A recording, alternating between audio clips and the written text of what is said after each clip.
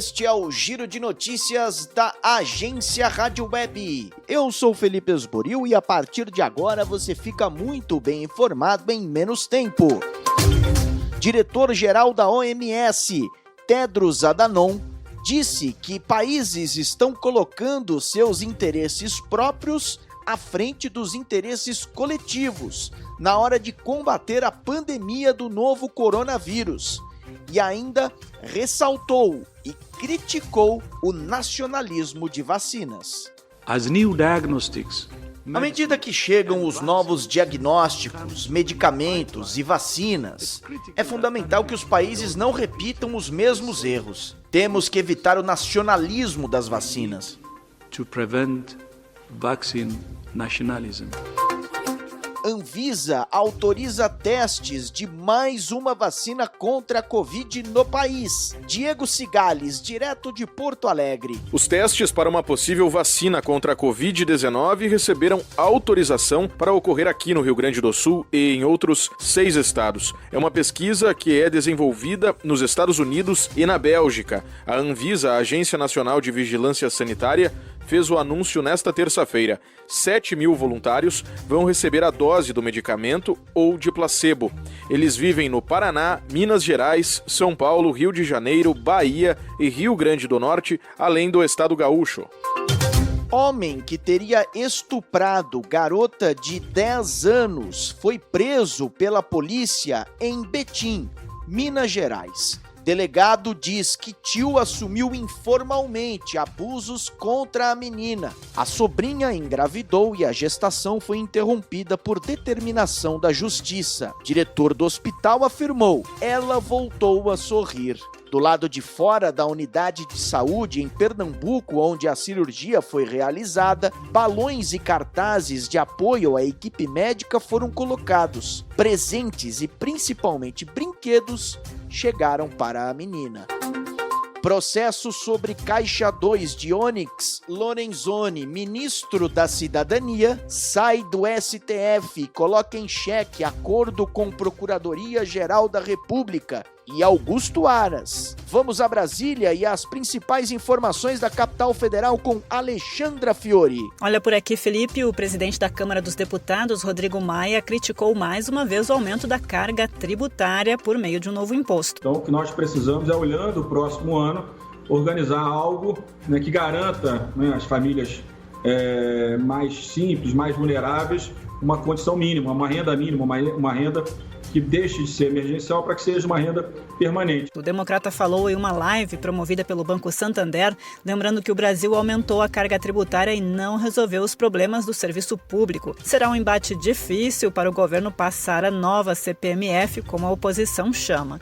E os cortes na educação, pesquisa e até na saúde estão em debate. É a disputa por verbas que está travando o planejamento do orçamento de 2021 do governo federal. Quem tem os detalhes é o repórter Yuri Hudson. O cenário é propício para uma disputa entre ministros do governo para uma fatia maior do orçamento. Ou seja, muita polêmica pela frente para definir os gastos do próximo ano. Por exemplo, em plena pandemia da Covid-19, o governo prevê reduzir o orçamento da saúde dos atuais 134 bilhões para 127 bi. Mas o ministro Paulo Guedes admite que a disputa por verbas entre os colegas será grande. Estamos todos conversando exatamente sobre remanejamento de verbas.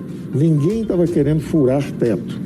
Então o meu alerta era esse: olha, se tiver alguém querendo furar teto, é ruim para o presidente, isso tem efeitos ruins para o presidente. Então foi isso, mas é uma conversa natural. É uma conversa natural. Qualquer governo tem seus desejos, fazer seus investimentos.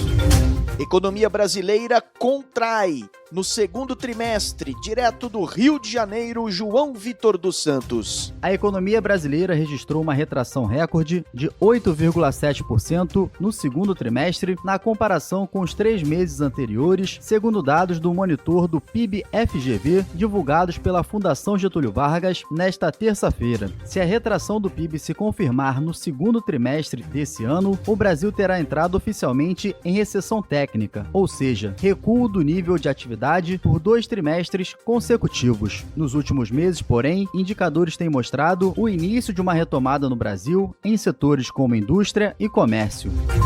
Aqui em São Paulo, escolas públicas e privadas da cidade não reabrem mais em setembro. Ricardo Rodrigues. Aproximadamente 2/3 das crianças que testaram positivo para o coronavírus foram assintomáticas na cidade de São Paulo. A informação é do mapeamento da Prefeitura, realizado com 6.000 crianças e adolescentes de 4 a 14 anos de idade.